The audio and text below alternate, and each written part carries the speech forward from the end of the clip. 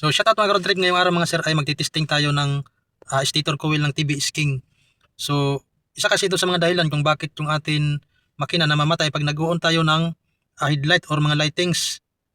Pag nag-on tayo tapos naka-under tayo tapos namamatay yung makina ng ating TBS King, ang problema niyan either sa mga wiring, short circuit or stator or rectifier. Kaya ngayon mga boss, mga sir, i-share ko sa inyo kung paano mag-testing ng atin stator coil kung ito ba ay okay pa o hindi na. I don't ever slow up, no I don't take shit. I got no love for the fakeness. If you wanna play tough, you wanna hate this, I'll go show up. I don't ever slow up, no I don't take shit. I got no love. So ngayon guys, magtitesting tayo ng atin stator kung okay pa ba. So sa pagtitesting ng stator natin guys, so ito yung galing sa rectifier. Ayan. So tanggalin nyo lang ito guys, ito. Ito yung papunta ng stator, tapos ito naman yung pulser. So kailangan din natin kasi itong i-test. Ayan. So siyempre tanggalin nyo yung cover. Ayan. Ayan. So bakit tayo nagtitesting nito guys? May mga dahilan tayo kung bakit tayo nagtitesting nito. Kasi isa ditong dahilan kung bakit nagkakaroon ng pag-on natin ng headlight ay namamatay ang atin makina.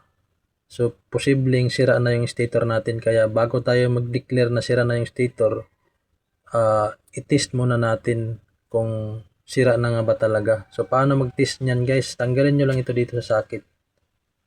Galing ito sa rectifier. Ito naman yung papunta doon sa stator sa atin makina. So itong dalawa titestingin natin guys, pulser at saka itong sa coil niya. Ayan, galing to sa kanyang coil. So ngayon titest natin mga.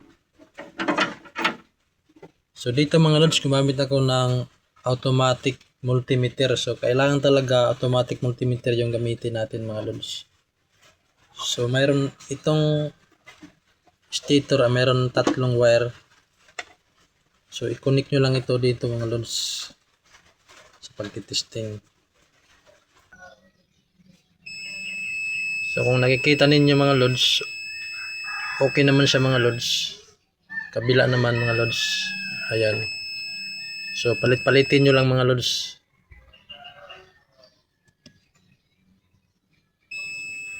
So ang reading na yan mga lods, normal yan mga lods. So ibig sabihin okay pa yung atin stator. So dito naman tayo sa wire to ground sa body ng ito mga lods. Pag nag testing tayo, kailangan yung isang multitester na connector ay dito, yung isa naman doon sa makina sa ground mga lods. Ayan, ground. So kabila naman mga lods. Ayan. So wala siya mga lods. So ayan. So ibig sabihin mga lods, okay pa yung atin stator. So dito naman tayo sa pulser. So dapat ang reading nito is ayan, 174, 173. Ayan. So ibig sabihin goods pa yan mga lods. So itong banda dito sa atin stator mga lods ay walang problema. So ganun lang yung pagtitest niyan mga lods.